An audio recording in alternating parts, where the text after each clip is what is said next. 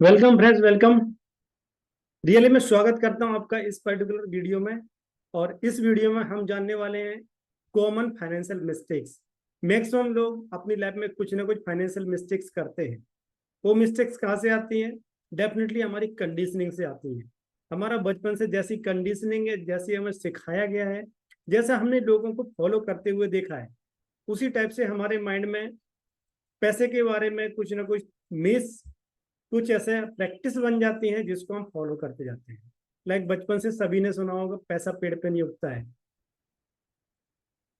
कुछ लोग बोलते हैं कि उतने ही पैर फैलाओ जितनी बड़ी चादर हो। क्यों भाई? चादर को बड़ा कर सकते हैं ना, अपनी इनकम को बढ़ाओ, चादर बड़ी खरीदो और पैर फैला के सो मस्त तरीके से। कर सकते हैं ऐसा, बट नहीं होता है, हमें सिखाया नहीं जाता इस टाइप से।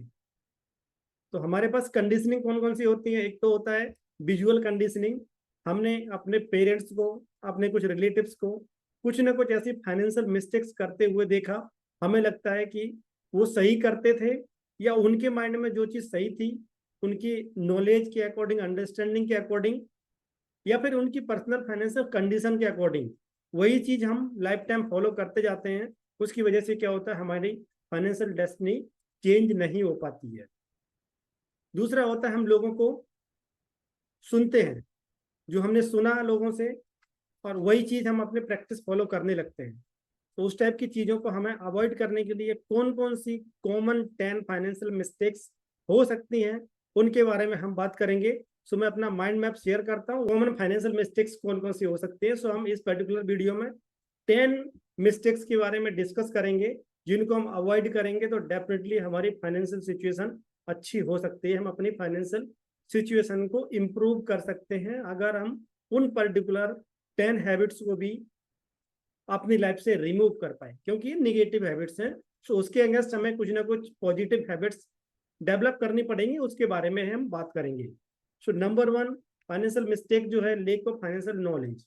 फाइनेंसिस के बारे में लोगों को कभी भी हमें बचपन से लेकर आज तक पढ़ाया नहीं गया। कॉलेज में नहीं पढ़ाया गया, स्कूल्स में नहीं पढ़ाया गया। सिर्फ एक ही चीज पढ़ाई जाती है, अच्छी पढ़ाई करो, अच्छे मार्क्स लाओ और अच्छी जॉब करके सेटल हो जाओ।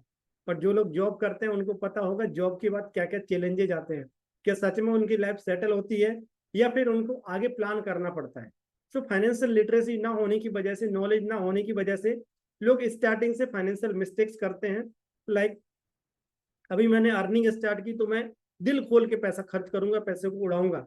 मैं अपने फाइनेंशियल गोल्स के बारे में नहीं सोचूंगा, मैं अपने फाइनेंशियल प्लानिंग के बारे में नहीं सोचूंगा, हम अपने रिटायरमेंट के बारे में प्लान नहीं करते हैं। सो क्या होता है, जो कंपाउंडिंग बेनिफिट जो मिलता है लॉन्गर पीरियड के साथ, ज्यादा से ज्यादा बेनिफिट मिलता है। सो अब जब टाइम निकल जाता है, सो आप उस पर्टिकुलर टाइम को वापस नहीं ला सकते। इसकी वजह से आपका इन्वेस्टमेंट जो है स्लोली ग्रो करता है।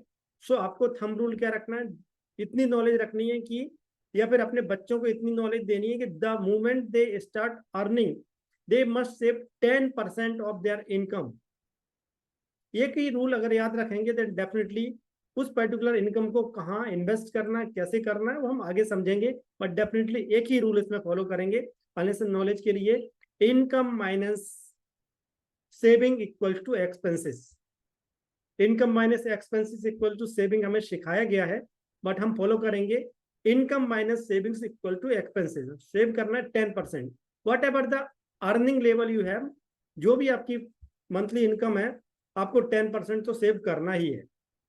देन नेक्स्ट आता है फाइनेंशियल मिस्टेक जो है, बजटिंग ना करना, failure to budget ineffectively. लोग प्रॉपरली बजट नहीं करते हैं। मैं इस पर्टिकुलर चीज को खुद फॉलो किया है मेरी लाइफ में, इस मिस्टेक्स को मैंने खुद किया है। बिकॉज मेरी फैमिली में कभी भी किसी ने बजट नहीं किया। मेरे फादर सिर्फ जो सैलरी आती थी उसको निकाल के रख देते एक कॉमन प्लेस पे, जिसको जितना रिक्वायरमेंट है ले जाते थे हम लोग और खर्च करते थे। उसकी वजह से क्या होता था, एंड ऑफ द मंथ हमारे पास पैसे नहीं होते थे कई बार। और वही मिस्टेक मैं भी करता गया। और माय डियर फ्रेंड, मैं 10 साल तक यही मिस्टेक की जॉब लगने के बाद, कि मैंने कभी भी बजट नहीं बनाया। उसकी वजह से क्या होता है, मेरे पास अच्छा अर्निंग होने के बाद भी मेरे पास पैसा नहीं होता था, मंथ के एंड में पैसा नहीं होता था। क्यों? क्योंकि बजटिंग वो चीज है जो कि डिसाइड करता है कि आपका पैसा कहाँ जाएगा, या फिर किन किन चीजों में आप पैसा खर्च करोगे। ऑन द फ्लिप साइड अगर आप बजटिंग नहीं करोगे देन डेफिनेटली आपका पैसा डिसाइड करेगा कि मुझे जाना कहाँ है। सो आप बजट करना स्टार्ट कीजिए और इफेक्टिवली बजट कीजिए। देन नेक्स्ट फाइनेंशियल मिस्टेक जो आती है, नॉट हैविंग इमरजेंसी फंड।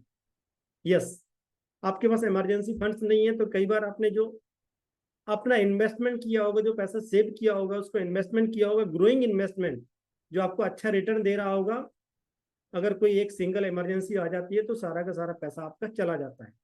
तो आपको उस पर्टिकुलर प्रॉब्लम से बचने के लिए आपके पास इमरजेंसी फंड होना चाहिए। इमरजेंसी फंड कितना रखना है, कहाँ रखना है, उसके लिए मैं आपको बताऊंगा कि सबसे पहली चीज कितना रखना है। तो मिनिमम 3 मंथ्स का, मैक्सिमम 6 मंथ तक का आप इमरजेंसी फंड रख सकते हैं। और अगर 6 to 9 मंथ मेंटेन करेंगे देन आपके लिए बहुत अच्छा होने वाला है। अभी कहाँ रखना है? सो मिनिमम 1 मंथ का, 1 मंथ का एक्सपेंसेस जो है आपके, उसको आपको रखना है आपके सेविंग अकाउंट में, जो कि आपको इजीली एक्सेस रहे।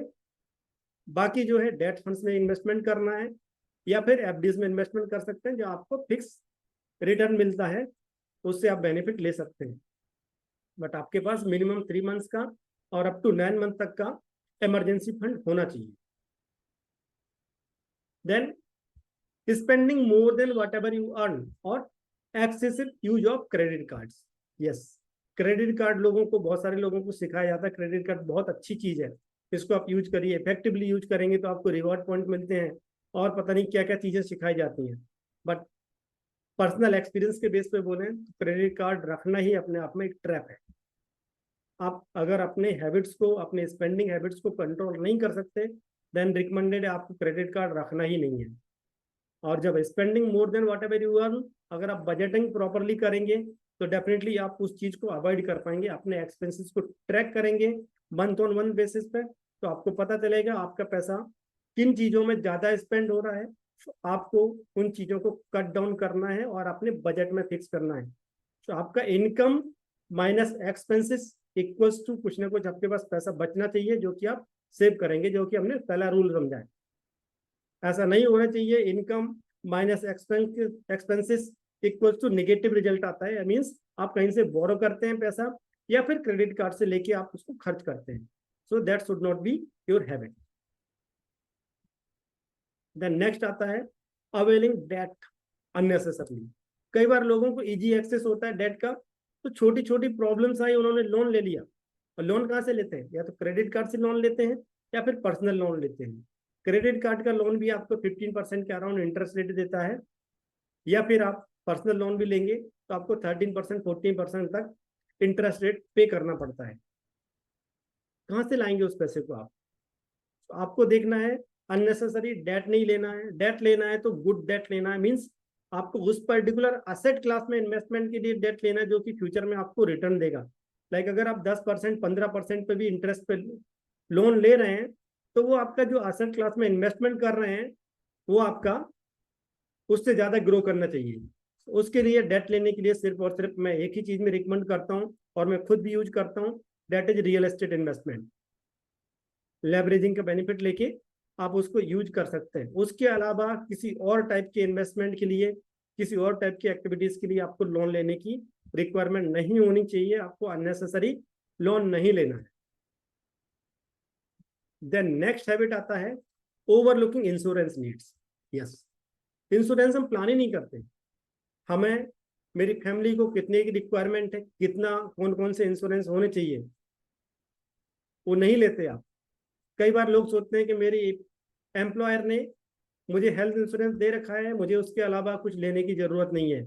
वो एक बहुत बड़ी मिस्टेक होती है, उसको आपको अवॉइड करना। आपका, आपकी फैमिली का हेल्थ इंश्योरेंस होना चाहिए और वो मिनिमम उतना कवर होना चाहिए कि जो पर्टिकुलर एरिया में आप रह रहे हैं वहाँ मेजर सर्जरीज की जो कॉस्ट आती है उसके इक्विवेलेंट होनी चाहिए। लाइक कोई मेट्रो सिटीज में होगा उसके लिए थोड़ा सा इंश्योरेंस नीड ज़्यादा रहेगी, कोई छोटी सिटी में होगा उसके लिए इंश्योरेंस नीड कम रहेगी, बट आपका फैमिली का पूरा कवर होना चाहिए।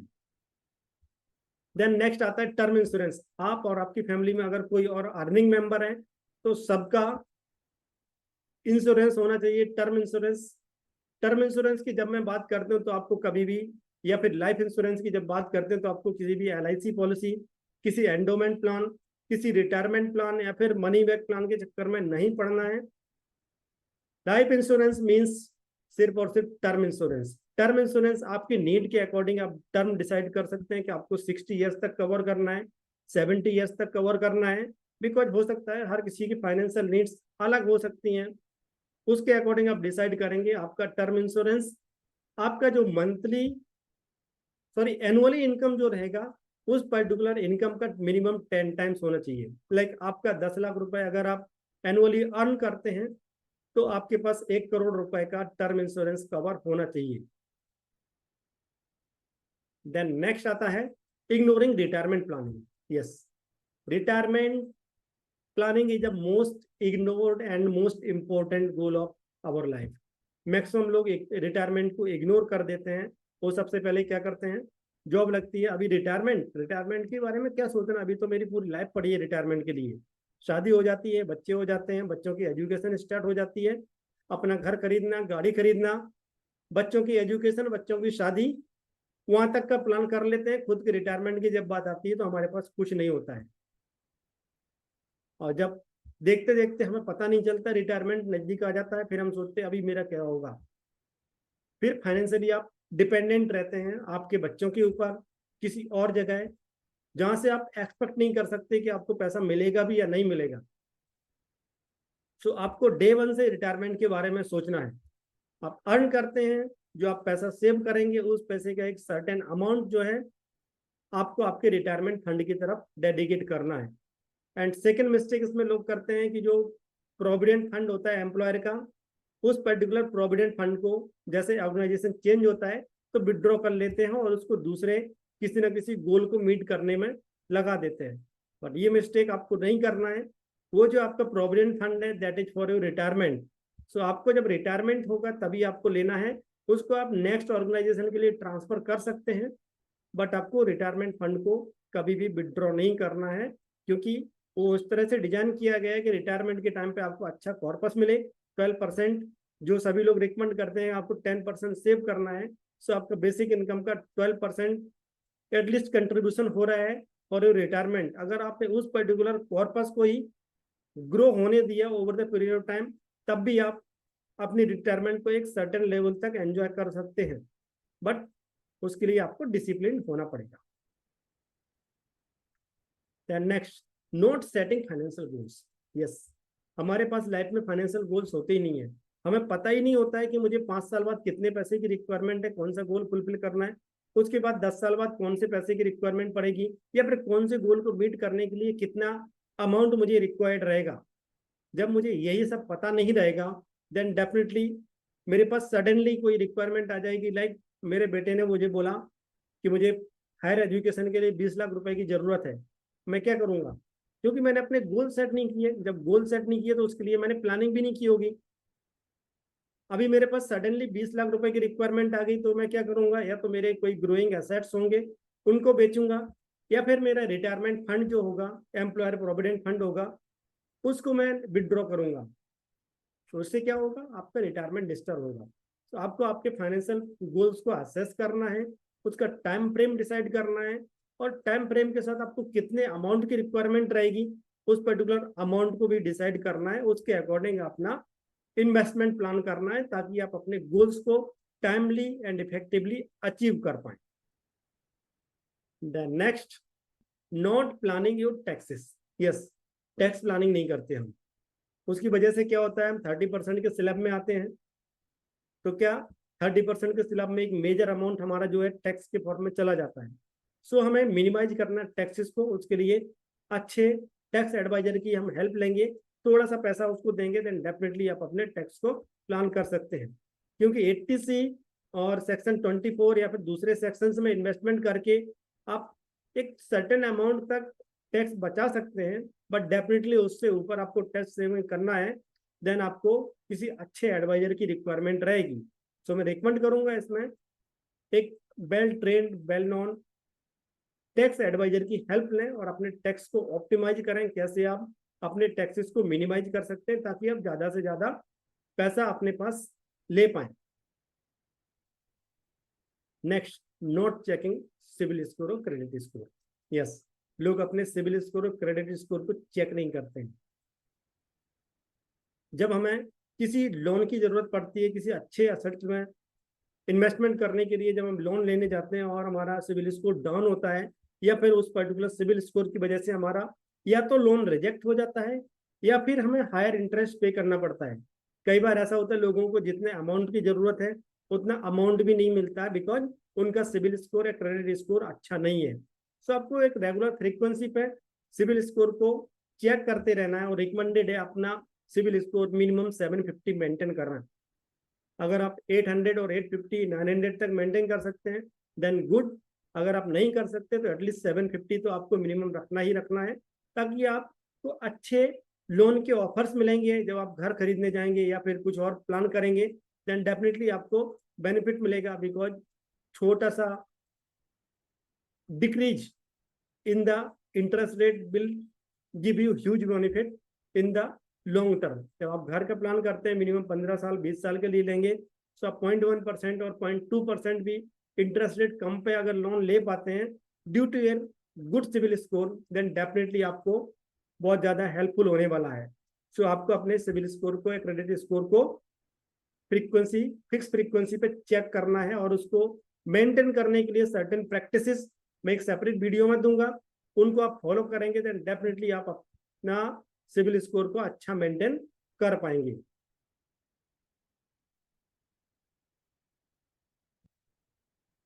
उम्मीद करता हूं आपको ये पर्टिकुलर 10 मिस्टेक्स समझ में आ गई होंगी, और इस पर्टिकुलर मिस्टेक्स को आप रिपीट नहीं करेंगे अपनी लाइफ में। अगर आप रिपीट करेंगे देन डेफिनेटली आप फाइनेंशियल क्राइसिस या फिर फाइनेंशियल प्रॉब्लम में आ सकते हैं। इसलिए आप अपने इन मिस्टेक्स को अवॉइड करें, और इसमें से कौन सी मिस्टेक ऐसी है जो आप अपनी लाइफ में रिपीट कर रहे थे, जिसको आप आज से अभी से इसको बंद करने वाले हैं, कमेंट बॉक्स में लिख दीजिए। अगर आपका कोई क्वेश्चन है, डाउट या क्वेरी है देन डेफिनेटली आप कमेंट बॉक्स में लिख सकते हैं, वहां से आपको मैं डायरेक्टली आंसर करूंगा। Thank you.